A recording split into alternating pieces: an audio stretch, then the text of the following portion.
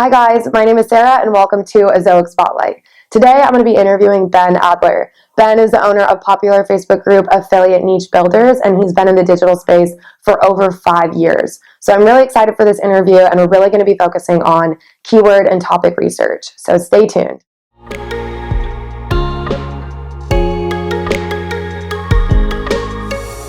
First question is just kind of like a little bit of background, how you started building websites, how long you've been doing it, and what kind of got you into it. So I started 5 years ago, and I saw this post on Reddit about someone making $500 a month from a crappy-looking vacuum cleaner website.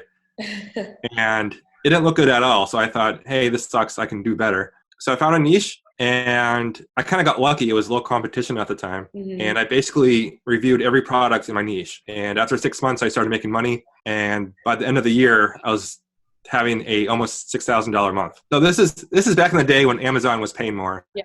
And you beat that guy making 500. Yeah. So that was your first one 5 years ago. And so since then, you've built a lot more sites. What would you say is the best way to pick a profitable niche? I mean, there's a lot more competition now than there were 5 years ago. So what would you recommend to someone who's trying to make more than that guy making 500 from vacuum cleaners? Well, for me now, it's not all about profits. That's not the only thing I look for now. Since I've been doing it for a while, I like to pick niches I enjoy more. Yeah. Like my first website, I'm totally burned out, and I'm actually trying to sell it. So, but other things to look for are seasonality. You can go to Google Trends and type in your niche, and you'll see when it's the most popular, like a boating, like a fishing niche. Okay. That's only going to be popular a few months of the year. So you want something that's stable throughout the entire year. And also, when I first started, I thought reviews were the only way to go. But review sites are now a lot more competitive. Amazon cuts their commissions. So I like well-rounded websites. Yeah. Talking more about educational articles where you can put ads on there and really get a well-rounded website. Would you say that when you started, you were looking for more of like profitable niches, and then you kind of, since you've been doing this for so long, you're kind of like, okay, now you want something more that you like to do? Yeah, I like to enjoy what I'm doing. You know, if you can be successful, like why not pick something that you can enjoy? Awesome. So how do you go about like picking a niche? Yeah. Or what would you suggest for someone who's like starting right now and they just don't even know where to start? First, I would avoid some niches. Anything that's like medical related, financial related. Recipes are tough. Google is a lot more strict now about medical and financial websites. So it's going to be a harder time to compete in that niche. But I would definitely pick something you're passionate about. And you want to make sure there's actual products in your niche. If you pick a niche and there's like no products, like that's a problem, right? Well, for affiliate income anyways. Yeah. Yeah. And then you want to make sure people are actually buying those products online. You can go to Amazon, find products in your niche, and you can look at the number of reviews that each product has. You know, if they have 2 reviews, that means people aren't really buying that product online. If it has, a few hundred or more reviews, that's a popular product. Products that are, $200 and up are good. You don't want to be recommending books that are like $10 because you won't make any money. So higher priced items that people are buying are good, that are easy to write about. If you pick like a really technical product, you'll have a hard time writing articles about it. Okay, so cool. We're going to jump in. We're going to dive in a lot about just keyword research and topic research. Before we do all that, what would you say, like, why is keyword research so important just for any website on the internet? The main thing is you want to pick keywords that people are searching for. You don't want to be writing topics that no one's searching for. This is a common problem that a lot of bloggers have, because people get excited about blogging and they just want to write about their dog and their family vacation. Nobody's online looking for those things. So you want to pick topics that people are actively looking for on Google. And that's the basis for SEO. How do you go about your keyword topic research? So how do you do it? What's your strategy? How did you start, and like kind of what's changed, and basically your kind of best practices? So in my review site, I actually didn't understand keyword research. I just wrote about all the products. But if you're writing more about educational stuff, keyword research is really important. So what I use is I go to Google and I start typing in something in my niche. Like if I'm in the dog niche, I might type in why do dogs? And up will come a list of suggestions. Yeah. You can look at those, and then there's a tool called Keywords Everywhere, and that will tell you the search volume of how many people are looking for that keyword per month. So what you want to do is find high volume keywords that are also low competition. So to figure out if they're low competition, what I do is I look on the front page of Google of the results. And if I see things like forums, like Reddit, Quora, Yahoo Answers, Pinterest, or Facebook, these are all user-generated content. And these pages are not optimized for that keyword. That's how you know if a keyword is low competition, is by looking at the top 10 results. Like there's no immediate website like for that niche that you're searching for. For that keyword, yeah. Yeah. But if you see lots of authority sites that are talking about the topic in depth on the front page, that's high competition right there. Yeah. So in the beginning, you want to avoid those high competition keywords. And how do you incorporate kind of that? So you use keywords everywhere, and then so you kind of decide like what is lower competition and what keywords you want to focus on. And then how do you incorporate that into your content strategy? So when you start like writing articles, or do you use like freelance authors to write articles? Or do you do them yourself?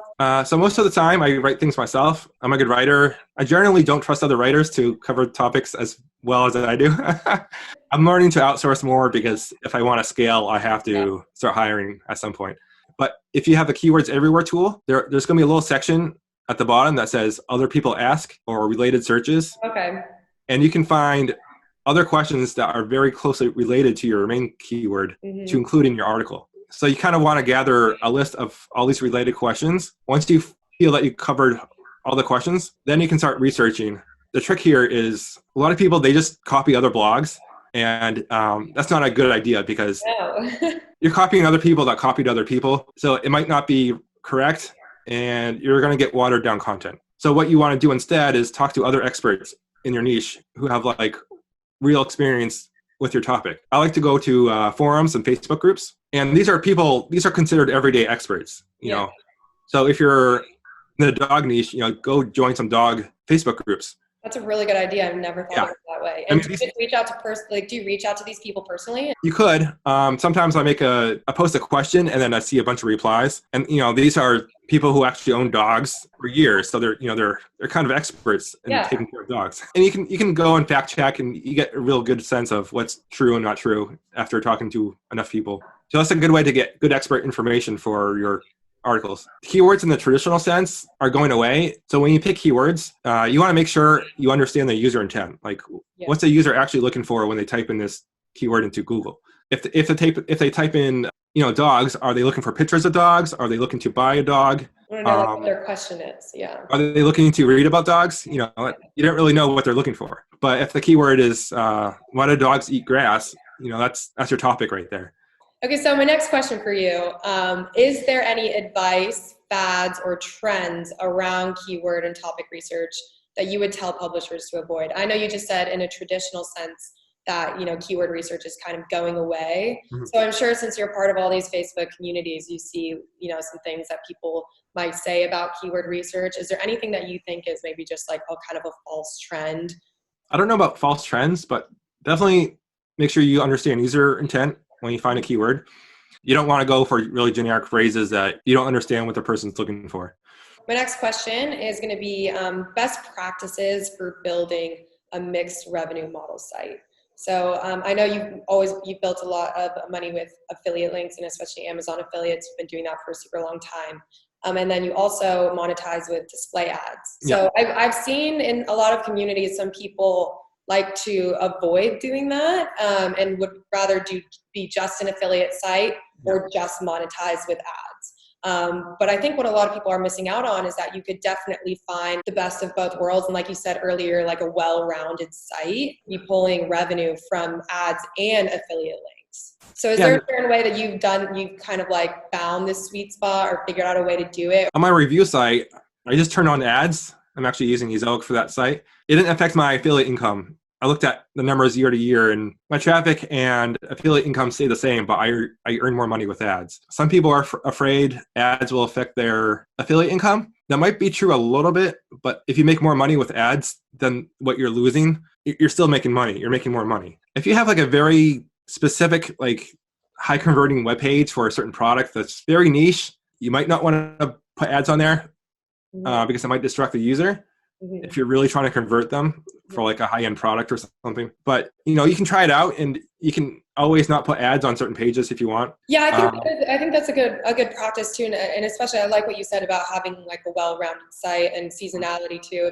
If you have certain pages, if a fishing website, for example, and then you know monetize those pages with affiliate links to fishing poles, and then on other pages on that site you can monetize with ads. I'm starting to get more into like ads than affiliate, because if you have a evergreen content on your site, you can have that content for 5 years and it will never go out of date. But products, they get updated, new models come out, they might get discontinued. Yeah. Sometimes the Amazon link is no longer available. It's a little more upkeep to do affiliate income. And especially Amazon is growing. I just feel like every time I go onto Amazon, they're adding more and more things. You can buy anything now. I'm getting a lot of grocery orders lately. So if you know how to rank web pages, like affiliate income might be the way to go. But nowadays, I feel like there's a lot of competition out there. So I guess this kind of goes into the next question, which is, what advice would you give your old self when you were starting out? What you know now, what would you tell yourself 5 years ago? Yeah, I would probably pick a niche I was more interested in, because I put a lot of work into that review site I mentioned, and it's like, I don't want to work on it anymore. So Yeah. if it was more fun, it's definitely a factor as time goes on. I've made some sites that didn't work out because there was no products in that niche. So that was like an early mistake I learned, is definitely make sure there's products in your niche if you want to earn from affiliate marketing. It sounds obvious, but beginners might not think of it. Now I have a few questions for you. I pulled these questions from the Ezoic community forum. I asked people what they would like to know about someone who's been doing this for years like yourself. These are just a few of the top questions that I got. The first one is, if you could only focus on 3 things in your business, what would you choose? I can narrow it down to one, which is good content. For me, content is the main driver. That's why people visit your site in the first place, is having content on your site. If you don't have content, you really don't have a site. It's like, items in a store. If you're going to a store and they don't have anything at the store, you're going to leave. Right? A good design. The best websites out there, like, have good designs. So I think like UX is important, having a fast site, a good user experience. Do you think that comes down to the theme that you choose for your site? Yeah, definitely. Having a good theme is a big part of the user experience. Do you think it's worth it for publishers to spend a lot of money on a certain theme? Getting like a theme is not as important, but as you start competing with these higher authority websites, I would suggest getting a better theme at that point. But if you're just starting out, you can get a free decent theme. What portion of your investment in time and money went on content versus link building? And I think I know the answer to this. Yeah, right now I do very little link building. Actually, none at all right now. I just mostly content right now. Yeah, so if I had a choice between links and content, I would definitely do content. Why do you think that link building is just so popular and people kind of seem to obsess over it and think it's so important, and you seem to think that it's not that important? So why is that? Well, links do work. They just take a lot of effort now to get good links. You either have to do a lot of outreach or pay for them. You can build them yourself, but that's risky too. I think one reason why links are so popular is because they've worked in the past. They still work, but not nearly as well as the good content a few years ago. Yeah. So I think that's one reason why they're so popular. Is just the history behind links, and they do work too. Links are hard to get. Quality links can be hard to get, but good content is hard to get too. When did you start the process of affiliate links, and what was the plan with it early on? When did you start, I guess kind of I'm building off of this person's question, but when did you start deciding that you wanted to do like display ads too? It was probably a year ago. I thought ads were spammy, and that's why I didn't want to have them on my site. Yeah. And then I realized, after I put them on, I realized how much money I was missing out on. Oh. They really don't hurt your traffic all that much. Like most websites nowadays have ads, so people are used to seeing them and they make you money. So Gen Z is coming in. They have always seen ads. I think with the older generations, it was a little bit harder when you're visiting a website and it starts to get spammy. It's not something they're originally used to. But for the younger generations, they're used to it, and so they're a lot less bothered by ads, and they don't see them as spammy at all.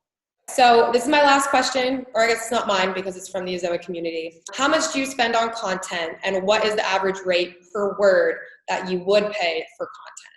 I've paid anywhere between 2 cents to 10 cents a word. That's a pretty big range. I'm trying to go lower now. Yeah. what I've been learning from other people is you got to go through a lot of writers sometimes to find a good fit for you Yeah. at a low rate.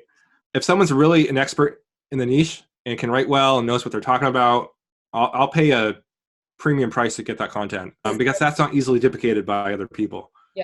Would you ever sell your own writing, or would you ever guest write for someone? I spent a lot of time in my writing, particularly during the research phase. Yeah. So time-wise, it's like just not worth it for me to write for someone else. I'd rather have my own content on my own site.